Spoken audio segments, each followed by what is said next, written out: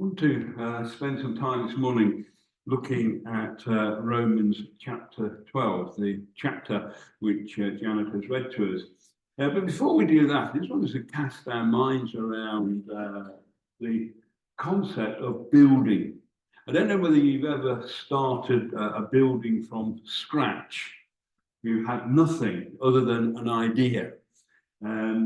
I think architects are amazing people because they can see in their mind's eye something which will be three-dimensional and huge and so on.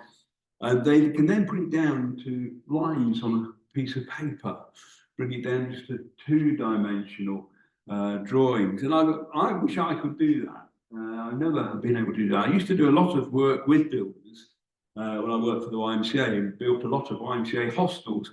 And it took quite a while to get used to be able to read the drawings and then transfer that into what the reality will be looking like. But you may have, had that privilege or pleasure of building your own house. I don't know, some of you may have. You may have done something, just a modification to your house. And you've had to go through this visualization thing of getting the picture in your mind onto paper and from paper into three-dimensional structures. I want us to think a little bit this morning about how the church came to be built. And you remember that Jesus actually appointed Simon Peter to be the rock on which he would build his church. And what is just a giveaway line, really. Jesus sends Peter off into this great mission to build his church. And he does that, as we know, as we read through the book of Acts and into the rest of the later part of the New Testament. And Peter talks to the people who are going to turn that idea into a three-dimensional reality. He talks to those who are around him, and he says to them, you yourselves as living stones are being built into a spiritual house for a holy priesthood to offer spiritual sacrifices acceptable to God through Jesus Christ. He's saying to the early church, those first believers, that you are the stones which will form the church. It's not going to be the architect's idea, not lines from a piece of paper translated into brickwork or stonework, but you, the followers of Jesus Christ, are going to be the living stones. Yes, there'll be stones which will form an edifice, form a building, but actually the most important stones are going to be you, living people, those who have a living relationship with Jesus Christ, those who are going to build a spiritual house, a house of prayer, a house of worship, a house of caring, and a house of loving. And it's the living stones that make it work. A stone by itself is a stone. We've just come back from Northern Ireland and we went to see the Giant's Causeway. And for our friend, it was a bit of an anticlimax. Bruce was expecting something probably a bit more spectacular, but certainly less people there. But in the end, we got talking about, this was just a stone, a collection of stones, and a very impressive, World Heritage Site collection of stones. But what made the atmosphere was not the stones, but the people. And some people are excited to be there. Some people there quite scared to be on the stones. Some of them were, frankly, unimpressed. But it was the living people that created the atmosphere out on the Giant's Causeway that afternoon. And as a church, it's us, living stones, that actually make the church what it is. Now, the thing about a stone, when you're building with it, of course, it has to be the right shape. You can't really build a wall or an edifice unless the stones interconnect.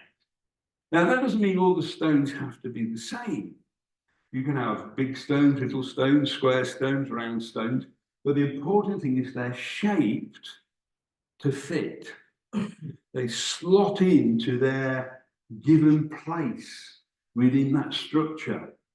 And so some will be, great big foundation stones, some will be small stones which plug the gaps, some will be lintel stones which go over the doorways and the windows and so on. But they are all shaped for a purpose. So when we think about what Peter is saying here about the church being built by living stones, the question is, what shape should these living stones be? And in Romans 12, we have Paul talking to the church in Rome and beyond, because the letter to the Romans was not just to the church in Rome, but to all of God's church at that time. He was talking to them about what it is to be church, what it is to be a faithful follower of Jesus Christ in the context of a church community. And so what I want to suggest to us this morning is, if we go through Romans chapter 12, we can see the shape of the living stones as they should be. If the church is to be that spiritual house that is well built, then the stones have to be shaped the right way. And the right way we find by looking at the insights which God gives Paul to pass on to the people around him. I don't know if any of you actually know St Saviour's Church in St Albans. Anybody know St Saviour's? Big Victorian church, built out of brick. And the bricks were made in Bernard's Heath, the road that you go into St Albans from Sandwich. But when you go to the church, you're struck by the fact that, like here, there are pillars and the pillars are round. And I wondered how that came to be, because, it's a brick building, everything else are rectangular bricks, all made in Victorian time. And a previous vicar told me once that the way they did it was they built the pillars out of square bricks, and then they wrapped them in some form of, I suppose it was cloth or whatnot, and they shaved the pillars up and down until all the corners had been worn away and they became perfect circles. Now, how long that must have taken, I have no idea. And I hope they had some masks on, because the amount of dust they would have created was huge. But the point is that here were bricks, but they were shaped to fit that building, to fit that particular structure. And we have to submit ourselves to that same process. We have to submit ourselves to be shaped into being the church, being the bringing together of God's people. So the three ways in which this, I think, we need to understand, we'll have a look at now. First of all, we need to look to God and not to the world. That's got to be the first thing. Paul says, therefore, I urge you, brothers and sisters, in view of God's mercy, to offer your bodies as living sacrifices, holy and pleasing to God. This is your true worship. Do not conform to the pattern of this world, but be transformed by the renewing of your mind. Then you'll be able to test and approve what is God's will. We come as God's people not to live a life that the world demands of us, but to live the life that God demands of us. Sometimes that brings us into conflict with the world outside, the world around us. And I'm not for one moment suggesting that we should become an isolated little group and only look inwards, because God calls us to be in the world but not of the world. We should be in the world, but we bring different values into church. We bring the values of love and forgiveness and care and compassion and all those things, those gifts which we heard about also from Romans 12. We bring the gift of healing and the gift of teaching and compassion, not for our own benefit, but for the benefit of the whole community. And that's very different to the way in which the world teaches, isn't it? In the world, we use the gifts we have for our own personal growth and our own personal success. What Paul is saying to us here is that our worship is about coming together and putting aside the values that the world wants us to live by, but to use those gifts that God has given us for the benefit of that spiritual house, that home for us all. So the first shaping we have to succumb to, that we have to submit to, is this one of looking at things from God's perspective, not from an I perspective or a me perspective, but from a we perspective, we as God's people. And that means we have to live humbly and encouragingly. We have to live humbly and encouragingly. This is not a place of competition. Church is not a place of people, as they are in the gym, getting stronger and stronger to out-strengthen the person on the machine at the side of them. Paul writes, "For by the grace given me, I say to every one of you, do not think yourself more highly than you ought, but rather think of yourself with sober judgment in accordance with the faith God has distributed to each of you." We live in a competitive world.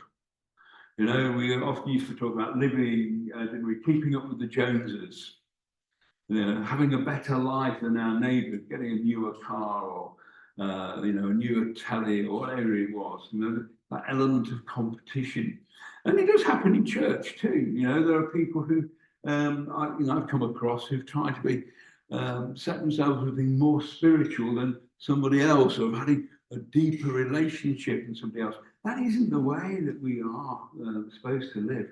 We're supposed to be humble before God, trusting God who does everything through us, not in our own strength.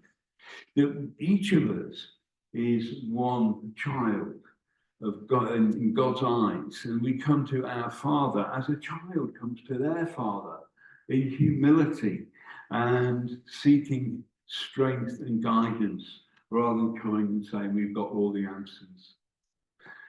For just as each of us has one body with many members, and these members do not all have the same function, so in Christ we, though many, form one body, and each member belongs to all the others. Each have a different gift, according to the grace given to each of us. And that's important, that little word, grace, such a tiny word, but it means so much. We are who we are by the grace of God. And that's another thing which we've got to learn and we've got to submit ourselves to as we become more aware of becoming living stones. That is the grace of God working in us and through us in different ways that makes all these odd-shaped stones fit together. The tall and the thin, the old and the young, the clever and the ones with more challenged intellect, or whatever it is. Each of us is different, but by God's grace, we are given lots of abilities for use in his house, in his church. And then the third one is about living generously. We live humbly before God. We live in a way in which we don't put ourselves first, but put God first. But then together, we live generously. We share what we have and who we are. So the type on this particular quote is much smaller to get it all in. So we're called to love one another. Love must be sincere, says Paul. Hate what is evil, cling to what is good. Be devoted to one another in love. Honor one another above yourselves. Always put the other person first. You know, you say, it's a very gentlemanly thing to do, to let someone through the door first, if you're a man and the person going through the door is a woman. Well, maybe it is a bit of an old-fashioned thing, but actually it says something, doesn't it? Very symbolic. And that is the person who you're letting through the door is more important than you are. That it is quite an act of humility. We say it's politeness, it's Englishness, but it's not actually. When we really analyse it, we're actually saying, actually, you are more important than I am. And so we open the door and we let someone through. We honour one another above ourselves. Never be lacking in zeal, never give up, keep going. Keep your spiritual fervour serving the Lord. Well, that's easier said than done, isn't it? Particularly when we're going through rough times. But if people care for us and love us, then we're, if you like, helped along that road. The zeal which we are losing can sometimes be restored by the care and love of other people around us. Be joyful in hope, patient in affliction, faithful in prayer. Well, that could be a church meeting agenda, couldn't it? Be joyful, be patient, be faithful in prayer. Share with the Lord's people who are in need. Practice hospitality. Of all the things that this church does, well, it's practice hospitality, whether it's a Monday, a Wednesday, or a Friday, whether it's with Jack and Jill, and they had a great day earlier this week, Ruth's just been telling me, or whether it's with our asylum seeker friends on a Wednesday, or the community on Mondays and Fridays. We practice hospitality. But that also means hospitality amongst ourselves too. And hospitality means giving something from us to someone else. And finally, talks about blessing those who persecute you, rejoice with those who rejoice, mourn with those who mourn, live in harmony with one another. Do not be proud, but be willing to associate with people of low position. Rejoice with those who rejoice and mourn with those who mourn. Surely that's what church is about. But we can only go and rejoice with those who are rejoicing if we're generally happy for them. If we generally are actually carried away with their joy, and we're happy that they're happy. And we can only mourn with those who mourn if we realise what it is they've lost, and we can come alongside them.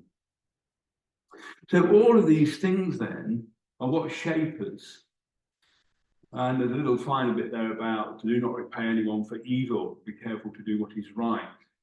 You know, not a place. God's church is not a place where we bear grudges against one another. So there's 3 points then that I would say shape us. And the 3 things which I wish we could come up with in terms of a road sign. You know, looking to God, that arrow looking upwards. Living humbly and encouragingly, slowing down when we see the 2 figures with a walking stick crossing the road. Living generously, sharing in each other's lives what we have, and going in such a way that each of us can enter into the joys and the sorrows of those around us as a matter of encouragement, not as a matter of feeling superior, but a matter of sharing.